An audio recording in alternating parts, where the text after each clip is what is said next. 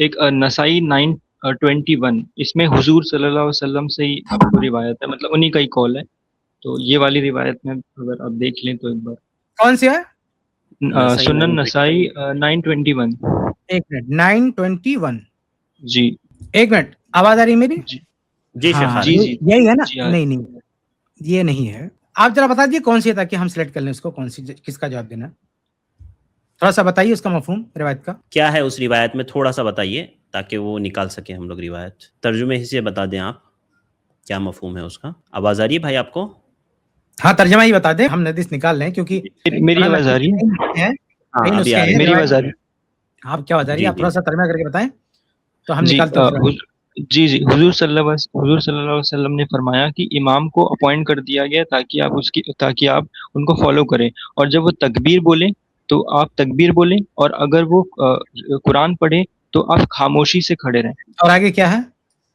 और फिर उन्होंने कहा कि वैन ही से जब वो कहे कि समी अल्लाहु लिमन हमीदा, तो आप कहें अल्लाहुम्मा रब्बना लका हम्द। ठीक है, चलिए, जी इसमें दो बातें हैं। पहली जी बात ये कि इसमें जी ये इमाम के जहर से मुतल्लिक है, कि इमाम जब ऊंची आवाज में ऐसा कहे तो आपको ऐसा ऐसा करना है। तो इससे तो ये कंफर्म है इतना कि ये सिर्री नमाजों के बारे में नहीं है। इसको आप इत्तेफाक करते हैं इससे? नहीं तो ऐसा, ये तो आपका वो है ना, आपका इंटरप्रिटेशन है, आपकी तावील हुई ना ये तो। नहीं भाई, वैदा क़राअ फ़अंसितू, कि जब इमाम पढ़े, अब देखिए सब कुछ यहाँ बावज़ बुलंद है। फ़इज़ा कब्बरा फ़कब्बिरू, जब वो तकबीर कहे तो आपको तकबीर कहना है। तो भाई आप तकबीर जी उसकी नहीं सुनेंगे तभी तो तकबीर कहेंगे। तकबीर ऊंची आवाज से नहीं होती है ना। जी वही हाँ, जी नहीं तो वइज़ा यहाँ पे क़राअ, ये भी तो लिखा है ना कि जब वो रिसाइड करे, जब वो पढ़े तो आप खामोशी से खड़े रहें। तो इसमें आप जो बोल रहे हैं वो भी एक इंटरप्रिटेशन हो सकता है, मैं उससे डिनाई नहीं कर रहा, लेकिन इसमें वो तो है नहीं ना कि ये उस नमाजों के लिए जो वही साइलेंट तो में होती है आपको कैसे जिसमें पता चले, किरात नहीं होती। वइज़ा क़राअ फ़अंसितू, आपको कैसे पता चलेगा कि वो क़िरात शुरू कर दिया? आपको चुप रहना है। भाई अगर वो शुरू में दुआए इस्तिफ्ताह भी तो पढ़ेगा, दुआए इस्तिफ्ताह भी तो पढ़ेगा शुरू में। आप पहली जी रकत में शामिल हो इसके साथ, तो आप कब शुरू करेंगे? यानी दुआए सना भी नहीं पढ़ेंगे आप? वो तो इमाम के पढ़ेंगे। पीछे आप दुआए सना पढ़ेंगे कि नहीं पढ़ेंगे? जी जी तो कैसे पढ़ेंगे आप? भाई पता नहीं कब वो शुरू कर दे सूरह फातिहा। आपको कौन बताएगा सूरह फातिहा शुरू हो चुकी है, एंड स्टॉप? आप स्टॉप कैसे करेंगे? आप जी कैसे बोलिए। पता लगाएंगे? सूरह फातिहा दुआए सना पढ़ कैसे पाएंगे? कहाँ जी एंड करेंगे उसका? जी मैं भाई, समझा नहीं हजरत। बात बहुत ही वाज़ेह है। इसमें है वइदा क़रा फ़अंसितू, जब इमाम किरात करे तो आपको चुप रहना। तो आप कब चुप होंगे? आपको पता ही नहीं कब पढ़ रहा है। सिरी नमाज में आप कह रहे हैं सिरी नमाज के लिए भी है, तो सिरी नमाज में इस पर अमल कैसे करेंगे आप? पहली रकत में कैसे अमल होगा? आप इमाम के साथ अल्लाह अकबर बोले, आपने अल्लाह अकबर बोला, आप तो दुआ सना पढ़ना ना पहले। जी दुआ सना भी नहीं पढ़ते आप लोग इमाम के पीछे। नहीं, ऐसा तो नहीं है। तो दुआ सना जब पढ़ेंगे आप, तो आपको नहीं पता कि इमाम की दुआ सना इमाम भी पढ़ेगा, आप भी पढ़ेंगे। तो इमाम की दुआ जी सना खत्म होकर उसकी किरात शुरू होगी। तो आपको कैसे पता चलेगा कि अब इसकी किरात शुरू हो गई है, अब हमें चुप होना है? आपकी दुआ सना लंबी होगी तो हाँ, ये आप सही कह रहे हैं। नहीं, मेरा यहाँ पे आप डिस्कशन करना, आप मुझे जीतना और आपको हराना ऐसा नहीं है, बस एक जनरल डिस्कशन है जो भाई दूसरे मैंने कब दल कहा आप मुझे हरा रहे हैं? नो नो नो, मैंने कब कहा आप मुझे हरा रहे हैं? मैं कह रहा हूँ, अभी दूसरा जो असल जवाब तो मैंने आपको दिया ही नहीं। मैंने जी शुरू में कहते थे दो जवाब है। मैं पहले ये कह रहा हूँ कि इससे ज्यादा जो इश्काल आप महसूस कर सकते हैं वो जहरी नमाज में कर सकते हैं। सिरी नमाज जी में तो इसको आप अप्लाई कर ही नहीं पाएंगे, क्योंकि इसके जो आगे पीछे के सारे अल्फाज वो जहरी नमाज के लिए हैं। अल्लाह अकबर कहेगा आप सुन रहे हैं, समी अल्लाह अलमंदा कहेगा आप सुन रहे हैं। ये दोनों आगे पीछे का जुमला बता रहा है कि क़िरात भी आप सुन रहे हैं, क़िरात भी आप जी सुन रहे हैं। ठीक है, तो ये जी कुछ है, ये जहरी नमाज के लिए। तो सिरी नमाज के लिए तो सूरह फातिहा का कोई इससे मतलब कोई दूर दूर तक ताल्लुक ही नहीं है। अब हम तो ये चीज क्लियर हो जाए फिर हम आगे बढ़ते हैं। जी जी जी मैं अब इस पे मुझे थोड़ा सा तहकीक करनी पड़ेगी, तो मैं आपकी बात को ऐसे डिनाई नहीं कर रहा। मैं जैसे मैंने कहा ठीक कि है, बस मेरा चलो हम दूसरी डिस्कशन का बात ही पे मत। आते हैं। चलो हम जी दूसरी बात पे आते मेरी एक बस मैं बस आखिरी मेरा एक है, उस पे अगर आप देख लें एक बार, बस आखिरी है एक दलाइल है। मतलब दलाइल जी नहीं है, किसी का कॉल है, तफसीर इब्ने कसीर में। नहीं नहीं, वो दूसरा नहीं, इसका भी रहेगा। अभी जवाब कंप्लीट नहीं हुआ मेरा। ये जो अच्छा रवायत है ना, जी इसका जवाब कंप्लीट नहीं हुआ। जी तो एक एक चीज अभी आपके सामने बात आई है कि इस हदीस का ताल्लुक सिरी नमाज से है ही नहीं, जहरी नमाज से। अब असल जहरी में भी हम कहते हैं ना कि सूरह फातिहा पढ़ना है, तब तो इसका जी जवाब जी है ना। हम कहते हैं जो जहरी में कहते हैं इसमें वइदा क़राअ फ़अंसितू, तो जब इमाम क़िरात करे तो आपको खामोश रहना है। तो हम ये कहते हैं कि जब इमाम माज़ाद अल फातिहा, सूरह फातिहा के अलावा पढ़ेगा, इसमें तो ये नहीं कि सूरह फातिहा पढ़े तो आपको खामोश रहना है।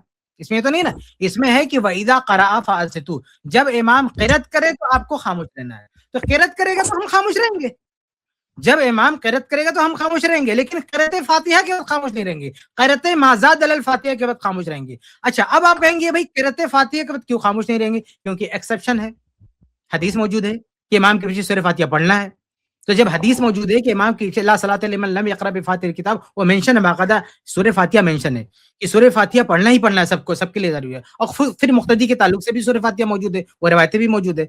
तो जब सूरह फ़ातिहा के लिए एक्सेप्शन मौजूद है कि इमाम के पीछे सूरह फ़ातिहा, इमाम हो, मुक़्तदी हो, कोई भी सूरह फ़ातिहा पढ़ना ही पढ़ना है। तो जब ये खास रिवायत है सूरह फ़ातिहा को मेंशन करके कि सूरह फ़ातिहा सबके लिए कंपल्सरी है, तो वइज़ा क़रअ फ़अंसितू, इस उमूम को, जो जनरल बात है, इसमें सूरह फ़ातिहा का नाम नहीं है, तो इस जनरल बात को हम सूरह फ़ातिहा पे नहीं फिट करेंगे, उसको अलग करके बाकी हम उस पे अमल करेंगे। इसको मिसाल से समझिए, कुरान ने कहा हुर्रिमत अलैकुमुल मैता, तुम पर मुर्दा हराम है, कोई जानवर मर गया तो नहीं खा सकते।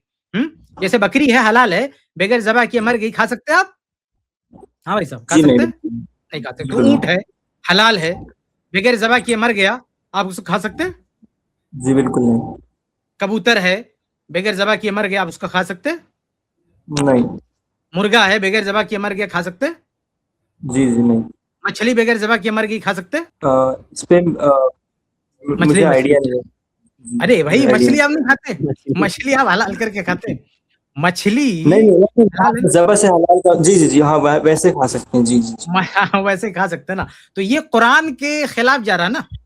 कुरान कह रहा हुर्रिमत अलैकुमुल मैता, भाई मुर्दा तुम पर हराम होगा। आपने शुरू में बहुत अच्छे जवाब दिए कि बकरी मर जी। गई बगैर ज़बह किए नहीं खा सकते, राइट।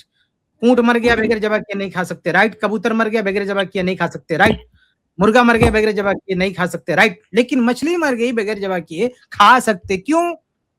क्यों खा सकते हैं? क्योंकि एक्सेप्शन है, वल हिल्लु मैततुहु, समंदर का जो मुर्दा है, उहिल्लत लना मैततान, हमारे लिए 2 मुर्दा हलाल किया गया, उसमें अस्समक है, यानी जो मछली है, तो अल्लाह के रसूल ने एक अलग जो है एक्सेप्शन दिया है कि मछली मर गई तो भी खा सकते हैं। तो ऐसे जो कहे वइदा क़रअ फ़अंसितू है कि जब इमाम क़िरात करे तो आप खामोश रहो, सही बात है, हम खामोश रहेंगे, लेकिन सूरह फ़ातिहा के लिए एक्सेप्शन है, नहीं, सूरह फ़ातिहा को पढ़ना ही पढ़ना।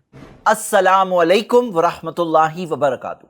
क्या आपको पता है i+ टीवी के जो मुख्तलिफ प्रोग्राम्स आप तक पहुंचते हैं, दीनी programmes, Islamic programmes, research programmes, इल्मी प्रोग्राम्स, ये सारे प्रोग्राम्स को आप तक पहुंचाने में कई अखराजात होते हैं। उलमा जो अपना वक्त देते हैं और बहुत सारे ऐसे कॉस्ट जो बिहाइंड द सीन डिपार्टमेंट्स होते हैं जो उलमा के इल्म को आप तक पहुंचाने में जरिया बनते हैं, जैसे technical staff, editors, animators, social media staff, support staff, technology का भी कॉस्ट होता है, premises cost, travelling cost, equipment. एक प्रोफेशनल स्टूडियो को मैनेज करने में, एक टीम को मैनेज करने में बहुत सारे कॉस्ट होते हैं। मैं आपको भी उभारता हूं कि आप भी इस काम में जरूर सपोर्ट करें, i+ टीवी में अपना ताउन जरूर पेश करें। जज़ाकल्लाहु खैर, वस्सलाम अलैकुम।